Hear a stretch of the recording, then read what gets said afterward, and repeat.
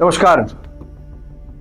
सतना जिले के मझगवां का नाम तो आप लोगों ने सुना होगा, लेकिन मझगवां का नाम आप लोगों ने किन विषयों को लेकर सुना है, ये ज्यादा महत्वपूर्ण पहलू है। क्या मझगवां का नाम आपने किसी विकास कार्य के लिए सुना है? क्या मझगवां का नाम आपने कोई बहुत बड़ी परियोजना के लिए सुना है, या फिर खबरों में, सोशल मीडिया में, मीडिया रिपोर्ट्स में आपने मझगवां का नाम कुपोषण के लिए सुना है? और मुझे ऐसा लगता है कि आपने जब भी मझगवां का नाम सुना होगा तो कुपोषण के दंश से जूझते मझगवां का ही नाम सुना होगा। सतना जिले का एक ब्लॉक है मझगवां।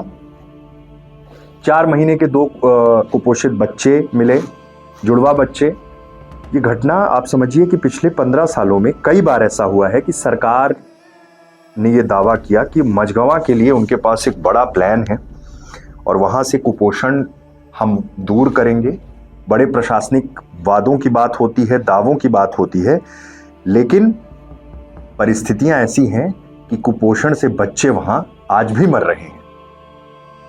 जब किसी बच्चे की मौत होती है कुपोषण से, तो वो उस समय राज्य सरकार के मुंह पर एक करारा तमाचा है। इतने सालों से सरकार लगातार मझगवां में सुधार की बात करती है, तैनाती की बात करती है, और ये कहा जाता है कि वहाँ की महिलाओं को आयरन टैबलेट्स और कुपोषण से बचाव के लिए स्टार्टिंग से ही हम तमाम प्रयास कर रहे हैं, लेकिन उनके प्रयास धरे के धरे रह जाते हैं।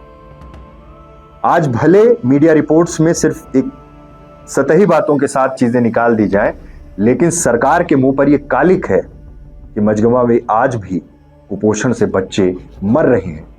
आपके इंफ्रास्ट्रक्चर, आपके हेल्थ सिस्टम, इन सब पर सवाल खड़े हो रहे हैं, और ये सवाल सिर्फ राज्य तक सीमित नहीं है।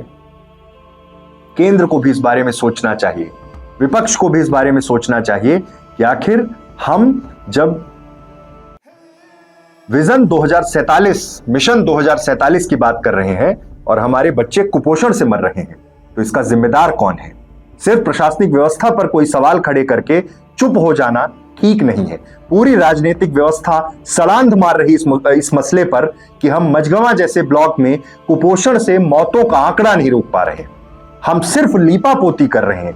जब भी आंकड़े निकलकर सामने आते हैं तो हम उसे कवर करने की कोशिश करते हैं कि हमने स्थिति संभाली, इसकी लापरवाही थी, उसकी लापरवाही थी। इन मौतों का जिम्मेदार कौन है? क्या यह सवाल लोगों तक नहीं पहुंचना चाहिए?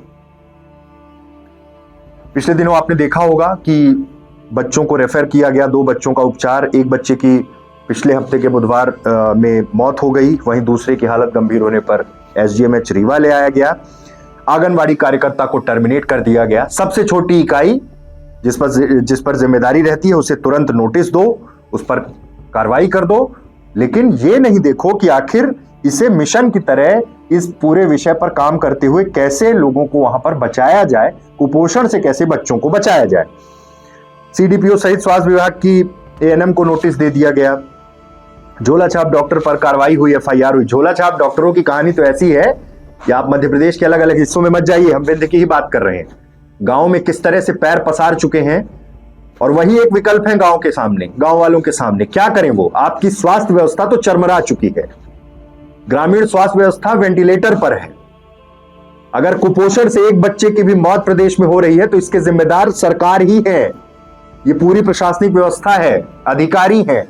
लेकिन नहीं, कुछ छोटे कर्मचारियों पर हमको एक्शन कर देना है। अगर उनकी गलती है आप उन पर एक्शन कीजिए, ये बात ठीक है, लेकिन आप बंद एसी के कमरों से कब बाहर निकलेंगे?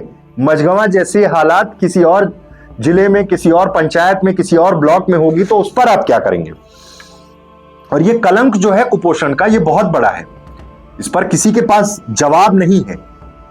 हम कर रहे हैं, पता नहीं कितने साल अभी लगेंगे।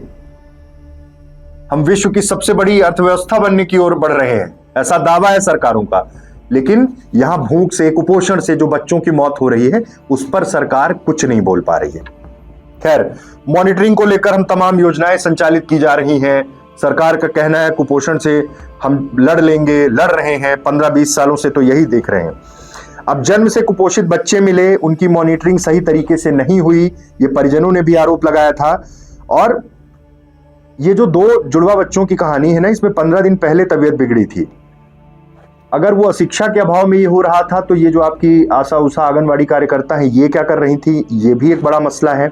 दोनों बच्चों में से एक का वजन 2 किलो 953 ग्राम तो दूसरे का वजन 2 किलो 852 ग्राम। सामान्य तौर पर अगर बात की जाए तो 4 महीने के बच्चे का वजन 4 से 5 किलो होना चाहिए। इसके पहले ये जन्म जो हुआ था 21 दिसंबर 2025 को मझगवां में हुआ था। फिर उसके बाद तबीयत बिगड़ी, आनंद फानंद में ले आया गया, सामुदायिक स्वास्थ्य केंद्र ले जाया गया, उनकी हालत गंभीर हुई, उन्हें सतना जिला चिकित्सालय रेफर किया गया। दोनों बच्चों की इलाज के दौरान एक की मौत हो गई। अब आप समझिए कि 4 वर्ष पूर्व 2022 में सुरंगी गांव में ही सोमवती मवासी नाम की एक 4 वर्षीय बच्ची की कुपोषण की वजह से मौत हुई थी, लेकिन उसके बावजूद भी कुपोषण के लिए महिला एवं बाल विकास के द्वारा चलाई जाने वाली सभी योजनाएं फेल होती नजर आई। आप समझिए कि ये अभी मझगवां जो है ना, ये बहुत कलंकित हो चुका है कुपोषण के मामले में, और अब जो एक्शन हो रहे हैं वो काफी नहीं है। फिर चलिए उसके आगे बढ़ते हैं, सबने अपना अपना पल्ला झाड़ लिया, हम इस पर एक्शन कर रहे हैं, हमारे पास एक बड़ा प्लान है। उम्मीद तो ये भी थी कि अब इस पर सीधे स्वास्थ्य मंत्री संज्ञान ले, वहां पहुंचे, तमाम चीजें देखें। खैर अब ये तो आपको ज्यादा बेहतर पता होगा।